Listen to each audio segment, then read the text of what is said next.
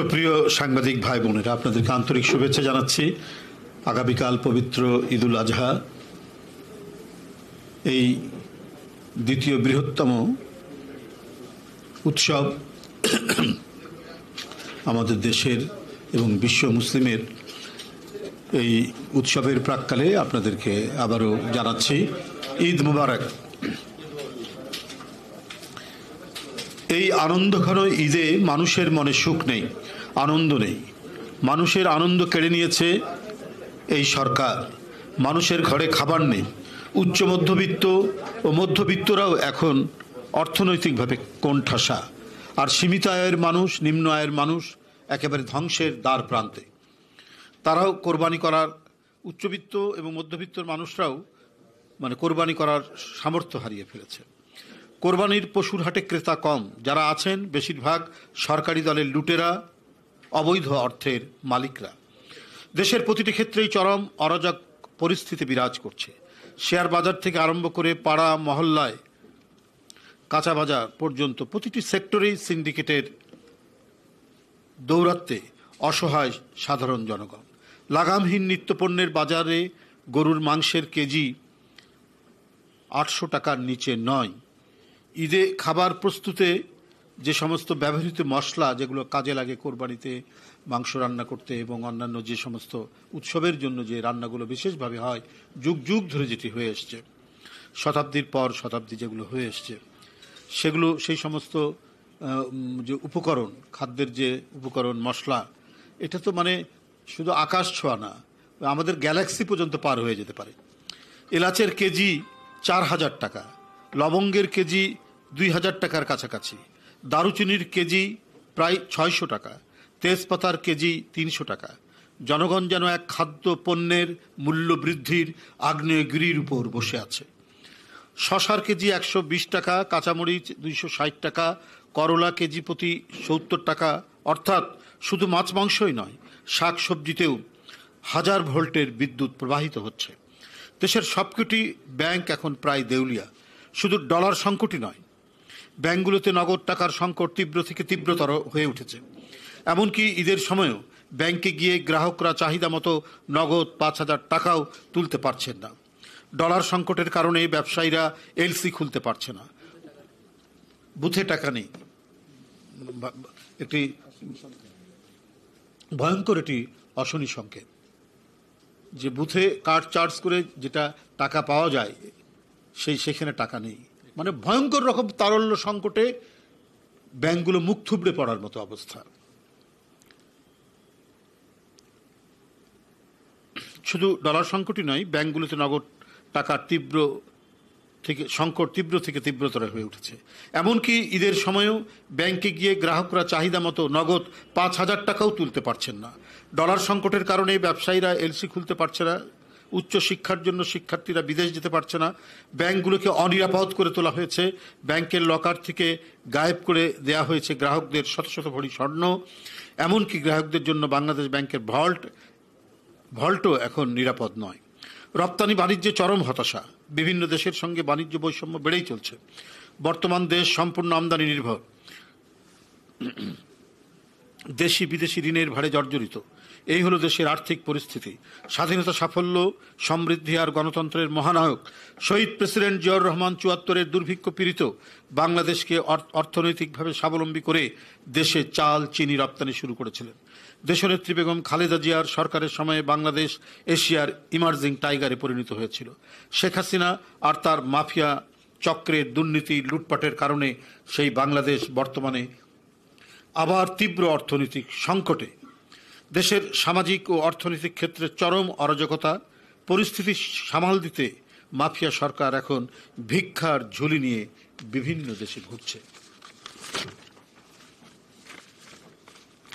সাংবাদিক বন্ধুরা, 90 স্বৈরাচার বিরোধী আন্দোলনের প্রেক্ষাপটে রচিত একজন প্রখ্যাত পেইন্টার, শিল্পী, তিনি দেশ আজ বিশ্ব বেহায়ার খপ্পরে একটি স্লোগান দিয়ে তিনি একটি কার্টুন এঁকেছিলেন, একটি ছবি এঁকেছিলেন। গণতন্ত্রকামী মানুষের মনোযোগ কেড়েছিল। বর্তমান প্রেক্ষাপটে সেই স্লোগানটি আরও বেশি প্রাসঙ্গিক হয়ে পড়েছে। পাশাপাশি দেশ আজ নির্লজ্জ তাবেদার এক সেবাদাসের খপ্পরে। এই কথাটা কেন বললাম? কারণ অবৈধ ক্ষমতা লিপ্সার কারণে গণতন্ত্র, মানবাধিকার, ভোটের অধিকার হারিয়ে জনগণ আজ নিজ দেশেই যেন পরাধীন এবং বন্দী। অরক্ষিত দেশের সীমান্ত সেন্ট মার্টিন প্রায় অবরুদ্ধ। বাংলাদেশের নাগরিকগণ সেখানে যেতে নিরাপদ বোধ করছে না। সেন্ট মার্টিন ঘিরে গত কয়েকদিন মিয়ানমারে যা করছে এটি দেশের সার্বভৌমত্বের জন্য চূড়ান্ত হুমকি। বাংলাদেশ মিয়ানমার সীমান্ত দীর্ঘদিন থেকেই চরম অস্থিরতা চলছে। মিয়ানমার সীমান্ত দিয়ে বাংলাদেশে ভারী অবৈধ অস্ত্র ঢুকছে। যুদ্ধ কবলিত মিয়ানমারের জান্তা সেনারা বাংলাদেশের অভ্যন্তরে প্রায়শই ঢুকে পড়ছে। শেখ হাসিনার তাবেদার সরকার যথারীতি জান্তা সেনাদের আগ্রাসী ভূমিকায় নির্বিকার রয়েছে। পুনরায় মিয়ানমারে ফেরত পাঠিয়ে দিচ্ছে। অথচ গত 7-8 বছরেও মিয়ানমার থেকে বাংলাদেশে জোর করে ঠেলে দেওয়া রোহিঙ্গা জনগোষ্ঠীর একজনকেও মিয়ানমারে ফেরত পাঠানো সম্ভব হয়নি। কেন সম্ভব হয়নি? বাংলাদেশ কি কোনো দেশের স্বার্থ রক্ষা করছে? তাহলে কার স্বার্থ রক্ষা করছে? মিয়ানমারের ব্যাপারে বাংলাদেশের কি নীতি অবলম্বন করছে? অবশ্যই জনগণের সেটি জানার অধিকার রয়েছে। শেখ হাসিনার তাবেদারি আচরণের কারণে বাংলাদেশের নাগরিকগণ যেন আজ কোনো সীমান্তেই নিরাপদ নয়। ভারতের সঙ্গে বাংলাদেশ সহ মোট 7টি দেশের সীমান্ত রয়েছে। অন্য কোনো দেশের সীমান্তে গুলি করে মানুষ হত্যা করার সাহস না করলেও বাংলাদেশ সীমান্তে প্রায়শই বিএসএফের গুলিতে প্রাণ হারাচ্ছে বাংলাদেশি নাগরিক। গত 9 জুন কুমিল্লা সীমান্ত বিএসএফের গুলিতে এক ব্যক্তি নিহত হয়েছে। এভাবে ভারতের সঙ্গে নতজানু পররাষ্ট্রনীতি আর তাবেদারি মানসিকতার কারণে বাংলাদেশ সীমান্ত হত্যার প্রতিবাদ করার সাহস এবং স্বাধীনতা হারিয়ে ফেলেছে আওয়ামী সরকার। আজ বাংলাদেশের সীমান্ত অনিরাপদ, বিপন্ন, স্বাধীনতা, সার্বভৌমত্ব অথচ স্বৈরাচারী শেখ হাসিনার তাবেদার সরকার নির্বিকার, নিশ্চুপ। সচেতন সাংবাদিক বন্ধুরা, শেখ হাসিনার তাবেদার সরকারকে টিকিয়ে রাখতে আজিজ আর বেনজিরের মতো সব বিখ্যাত ব্যক্তি দুর্নীতি, অপকর্ম এবং খুন জখমের সেই সমস্ত বিখ্যাত ব্যক্তিদের ব্যবহার করে দেশে বিদেশে বিশেষায়িত বাহিনীগুলোর সম্মান, গৌরব, ইমেজ ধূলিসাৎ করে দিয়েছে। ভিন্ন রাজনৈতিক দল এবং মত দমনে স্বৈরাচারী সরকার যেভাবে র্যাবকে ব্যবহার করেছে, দেশ এবং জনগণের স্বার্থে এই ঘাতক বাহিনীতে এই মুহূর্তে আর কোনো সেনা কর্মকর্তা এবং সদস্যদের পোস্টিং অবিলম্বে বন্ধ হওয়া জরুরি। শেখ হাসিনার অবৈধ ক্ষমতা আর ভোট ডাকাতি নিরাপদ করা সেনাবাহিনীর কাজ নয়, বরং দেশের স্বাধীনতা, সার্বভৌমত্ব নিরাপদ রাখাই সেনাবাহিনীর প্রধান কাজ। এই প্রেক্ষিতে বিএনপির ভারপ্রাপ্ত চেয়ারম্যান তারেক রহমান গতকাল শনিবার এক ভার্চুয়াল বক্তৃতায় প্রশ্ন রেখেছেন, সার্বভৌমত্ব বিরোধী তৎপরতা চললেও সীমান্ত জড়ে এখনও কেন সেনাবাহিনী মোতায়েন করা হচ্ছে না? তিনি অবিলম্বে সীমান্ত জুড়ে সেনাবাহিনী মোতায়েন করার আহ্বান জানিয়েছেন।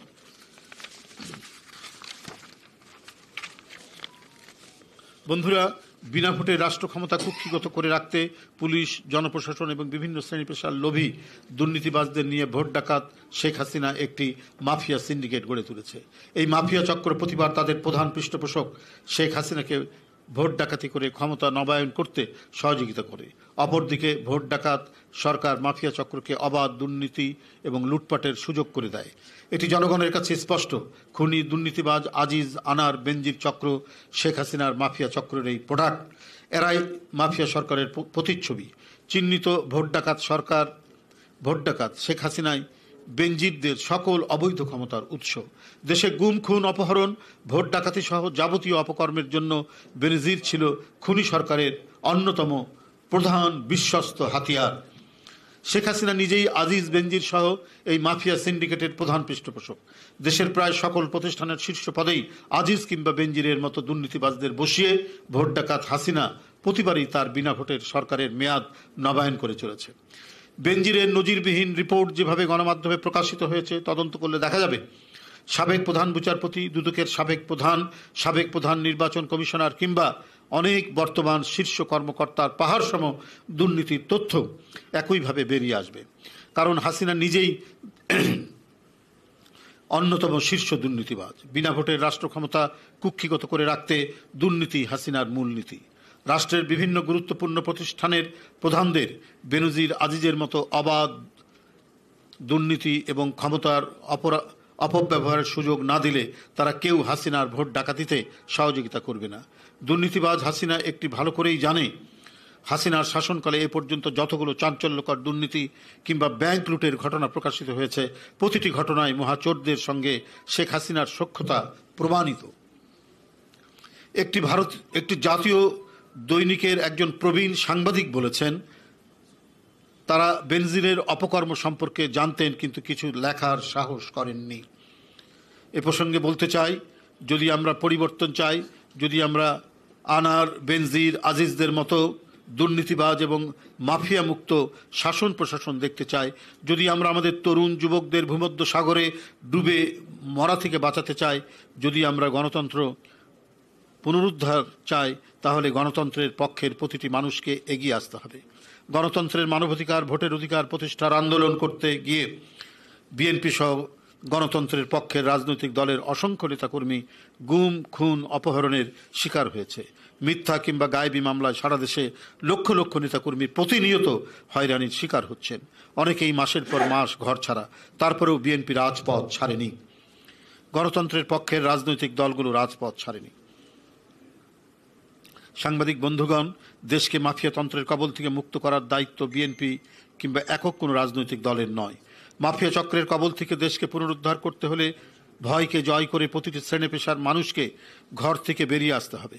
যিনি যা জানেন সাহসের সঙ্গে প্রকাশ করতে হবে। শেখ হাসিনার পৃষ্ঠপোষকতায় সৃষ্ট আওয়ামী লীগ আরও 4 ডামি এমপির সিন্ডিকেট মালয়েশিয়ায় পাঠানোর নাম করে জনগণের পকেট থেকে 20,000 কোটি টাকা লুটে নিয়ে 17,000 মানুষকে নিঃস্ব করে ফেলেছে। এই মানুষগুলো মালয়েশিয়ায় যেতে পারেনি, উল্টো মালয়েশিয়া থেকে 61,000 বাংলাদেশি ফিরে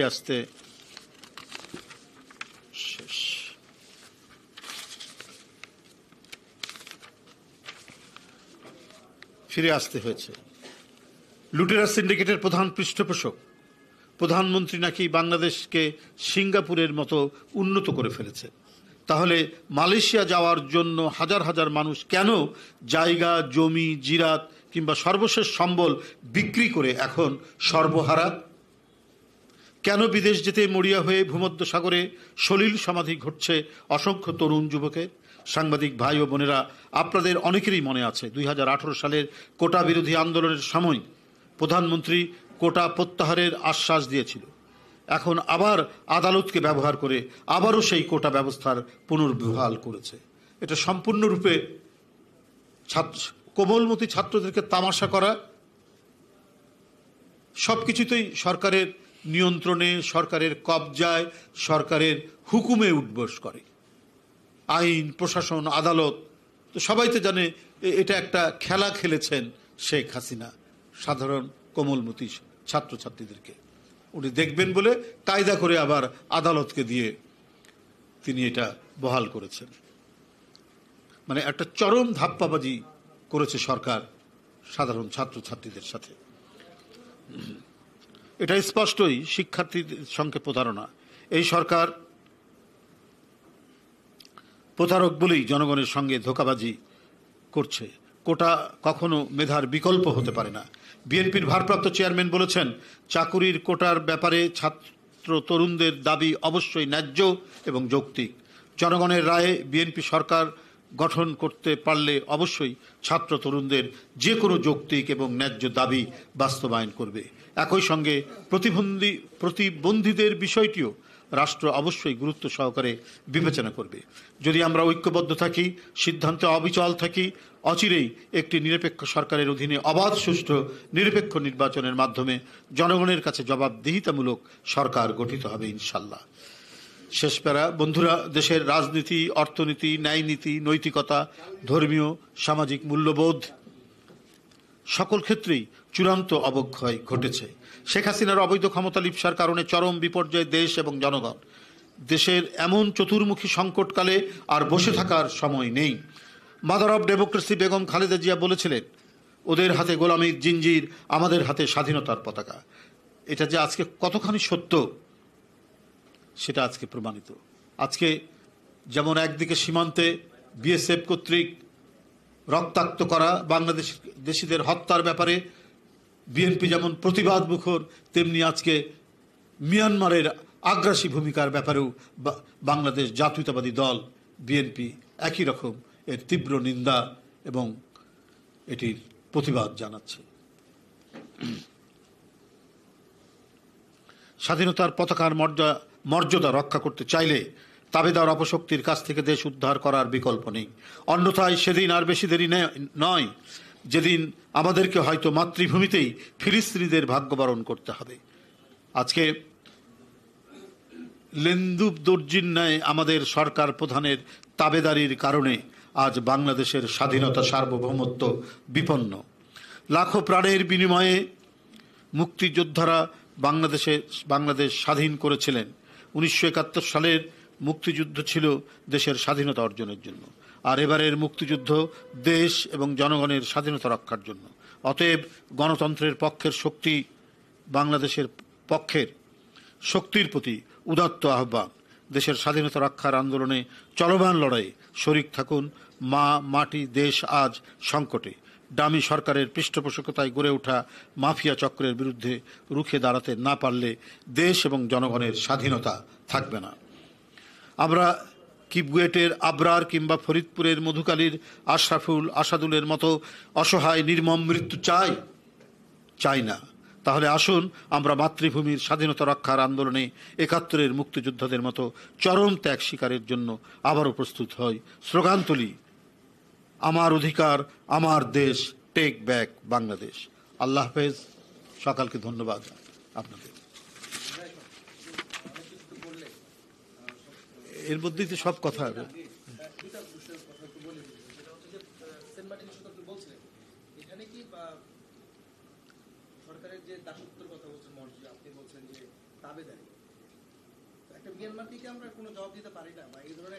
নিশ্চয়ই, যখন আমাদের জলসীমা অতিক্রম করছে, ওদের যুদ্ধজাহাজ অতিক্রম করে ঢুকছে, তো সেখানে আমরা গোলাপ ফুল দিয়ে তাদেরকে প্রতিহত করব না? আমাদের শৌর্য বিদ্যা, আর আমাদের এমন একটি জাতি যে জাতি যুদ্ধ করে স্বাধীন হয়েছে। কোনো আলাপ আলোচনার টেবিলে কিছু হয়নি। আলাপ আলোচনার টেবিলে তো হচ্ছিল ক্ষমতা হস্তান্তর। আমি সারা পাকিস্তানের প্রধানমন্ত্রী হব, এই জন্য ক্ষমতা হস্তান্তর করো, এই আলোচনা হচ্ছিল টেবিলে। আর জনগণ প্রস্তুতি নিচ্ছিল যুদ্ধে। আলটিমেটলি যুদ্ধের মাধ্যমে স্বাধীন হওয়া বাংলাদেশ। অর্থাৎ আমাদের যে সামরিক শৌর্যের যে একটা ঐতিহ্য, সে ঐতিহ্য আমাদের রয়েছে। আমাদের শেষ স্বাধীন নবাব, তিনি যুদ্ধ করতে করতে তিনি জীবন দিয়েছেন। এদেশের এক মহান স্বাধীনতা সংগ্রামী, স্বাধীনতার ঘোষক, আন্তর্জাতিক চক্রান্তে যারা আমাদের দেশের স্বাধীনতা চায় না, যারা আমাদেরকে তাবেদার রাখতে চায়, তাদের প্রতি তিনি সোচ্চার ছিলেন। যেমন বেগম খালেদা জিয়া সোচ্চার, যেমন দেশনায়ক তারেক রহমান সোচ্চার, শহীদ জিয়াউর রহমান সোচ্চার ছিলেন। এই জন্যই তাকে জীবন দিতে হয়েছে। আজকে যদি তারা ক্ষমতায় থাকতেন তাহলে এর উপযুক্ত জবাব দিতে পারতেন এবং উপযুক্ত কূটনৈতিক তৎপরতার মধ্যে যে সমস্ত সমস্যাগুলি রয়েছে, যেমন রোহিঙ্গা সমস্যা, এগুলো সমাধান করতে পারতেন। তার ঐতিহ্য তো আমাদের আছে, তার ইতিহাসও তো আমাদের আছে, যে শহীদ রাষ্ট্রপতি জিয়াউর রহমানের আমলে এবং বেগম খালেদা জিয়ার আমলে একই পরিস্থিতি হয়েছিল। কিন্তু অত্যন্ত তীব্র ক্ষিপ্র তৎপরতার মাধ্যমে, কূটনৈতিক তৎপরতার মাধ্যমে তারা এটা সমাধান করেছেন। এটা অবশ্যই কার স্বার্থে হচ্ছে না? যদি একটি দেশ আপনার অবৈধভাবে ক্ষমতায় থাকে এবং সেটা যদি কি বলে ভোটারবিহীন সরকার থাকে, তার তো কোমরে জোর থাকে না, তাকে পরনির্ভরশীল হয়ে থাকতে হয়। এবং এই সরকার পরনির্ভরশীল সরকার, তাবেদার সরকার বলেই আজকে আমাদের দেশের উপর যে আগ্রাসী চাহনি, যে একেবারে এটাকে বলা হয় উলম্ব অভিযান, ভার্টিক্যাল ইন্ট্রুশন, এই ভার্টিক্যাল ইন্ট্রুশনের পর্যায়ে চলে এসছে। তো শেষ করে দেয়। হ্যাঁ, তো সেইটা মানে প্রতিহত করার জন্য তো একটা সরকার, একটা স্বাধীন সার্বভৌম সরকার সেই কাজটা করবে। সেই কাজটা শেখ হাসিনার ডামি সরকার করছে না। হ্যাঁ, বলেন। বাংলাদেশের সেনাবাহিনী মানে সীমান্তে সেনাবাহিনী মোতায়েন এবং মিয়ানমারের বিষয়ে তাৎক্ষণিক ব্যবস্থা নেওয়ার, এটা আপনি যদি একটু বলতেন। না, নিশ্চয়ই এটা তিনি যথার্থ কথা বলেছেন। এদেশের জনগণের যে অন্তরের কথা তার বক্তব্যের মধ্যে দিয়ে সেটা প্রতিধ্বনিত হয়েছে যে আমার দেশে একেবারে একটা উলম্ব অভিযান চলছে, একটা ভার্টিক্যাল ইন্ট্রুশনের মতো। আমাদের সীমান্ত কি বলে যে অতিক্রম করছে, জলসীমা অতিক্রম করছে। সেন্ট মার্টিন থেকে আমাদের জনগণকে সরিয়ে নিয়ে আসা হচ্ছে। তো সেখানে ব্যাপক সেনাবাহিনী মোতায়েন এবং নৌবাহিনী সার্বক্ষণিক সেখানে প্রস্তুত থাকবে। এটাই তো আমাদের সার্বভৌমত্বকে রক্ষার একটা কি বলে যে প্রধান দায়িত্ব। সেই দায়িত্ব সরকার পালন করছেন না। আমাদের একজন জাতীয়তাবাদী নেতা হিসাবে দেশনায়ক তারেক রহমান জনগণের আকাঙ্ক্ষারই প্রতিধ্বনি করেছেন। ধন্যবাদ। আন্না আর এটার এর মধ্যে থাকে সাবজেক্ট